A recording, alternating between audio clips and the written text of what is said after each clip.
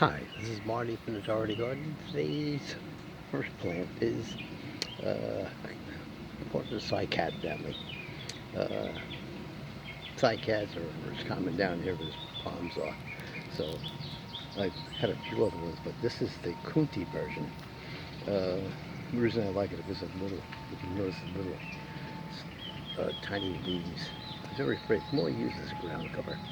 So I like it that. And you can see I got these a little more uh, aggressive growing than the cardboard palm, but as you can see, there's a few little babies in there. There's about 8 of them in there.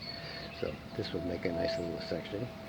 Uh, Complement the other one I planted a few years back in the area behind me. So rather than go crazy, I'll show you here. But this is how they are. You can see another pot over here. But it's a pretty little plant. Like I say, they grow through about 8 inches tall, and they cluster nice, and they produce these cone shapes with like an orange reddish color or a seed pod that comes out of these cones from which these little darlings were born.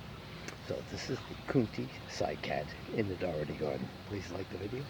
Any comments? Any questions? Any thoughts? We're all ears. Thank you. Bye-bye.